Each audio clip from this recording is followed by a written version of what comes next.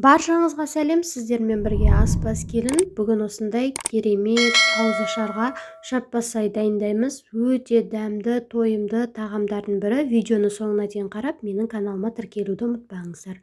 Ең алдыменен осылай етімізді және де көкөністерімізді дайындап аламыз. Етімізді 4 бұрышты қылып, тез пісетіндей қылып майдалап турап аламыз. Мөлшерлерін өздеріңіздің жанұяңыздың санына байланысты жасасаңыздар болады. Мінекей осылай 4 бұрышты қылып турап аламыз. Менде тұздалған ет болды. Міне енді сәбізімізді де 4 бұрышты қылып турап аламыз.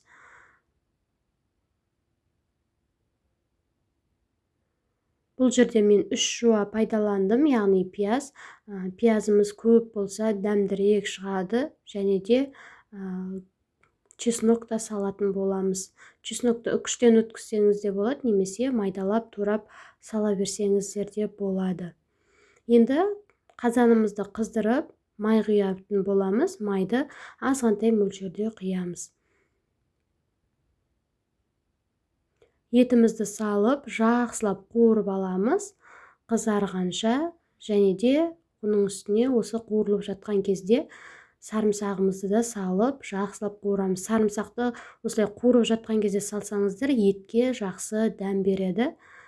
Енді картопымызды де осылай үлкендеу қылып тураймыз, себебі езіліп кетуі мүмкін.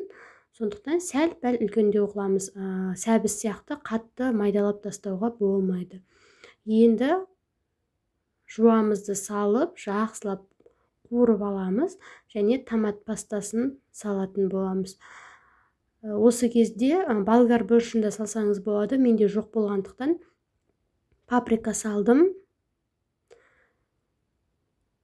Қысартып, осылай қуырып аламыз. Енді сәбізімізді салып, және дәміне қарай тұзын салыңыз. Менде тұздалған ет болғандықтан азғантай мөлшерде тұз салдым. Осылай барлығын жақсылап қуырып аламыз, қызартып, әдемі қылып, содан соң суымызды құямыз. Суды құйғанда бетін жауып тұрса болды, қатты көп құймаймыз. Осылай 200-250 миллиграмдай су құйдым. Енді астын жай қойып, піскенше қоямыз. Осылай жарты стакан суымызға жарты шай қасық тұз және 1 жұмыртқа салып, керегінше ұнымызды салып, жақсылап қатты қамыр илейміз. Етке илегендей ұнымызды міндетті түрде еліктен өткізіп алатын боламыз. Осылай керек мөлшерде ұн алып, осындай жұмсақ та емес, қатты да емес, орташа қылып илеп 5 минутқа тындырып, қамырымызды жаятын боламыз. Қамырымыз тынды, енді үстін осылай басып, бірінші қамыр жайған кезде шетінен бастап оқтауымызды жайсаңыздар, біркелкі тегіс шығады. Осылай шетінен басып жазсаңыздар, өте әдемі болып шығады, дөңгеленіп қамырларыңыз. Жұп-жұқа қылып жаятын боламыз қамырымызды. Қамырымыздың жұқалығы көрініп тұрған шығар. Осылай дөңгелек қылып жайып, сұйық майымызды құйып, шөткінің немесе қолымыздың көмегіменен осылай жағып шығамыз сұйық майымызды. Содан соң 4 бұрышты қылып кесіп алатын боламыз. Біздің қазір қазанымыз қайнап жатыр. Етіміз піскенше пісіріп аламыз. Ет піскен соң осылай қамырларымызды бір-бірінің үстіне қойып пісіріп аламыз. Өте дәмді, сондай тойымды тамақ болады. Сіздер де жасап, үй іштеріңізді қуантыңыздар, және де менің каналымды қолдап, тіркеліп қоюды да ұмытпаңыздар.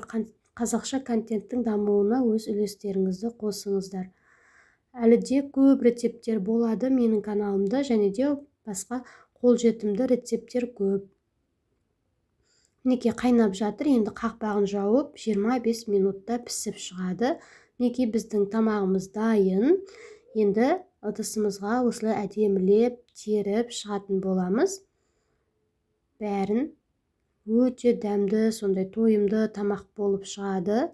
Сіздер де жасап, үй іштеріңізді қараңыздаршы, мінекей езілмей әдемі болып шықты. Асты да жабысқан жоқ. Осылай пісіріп аламыз.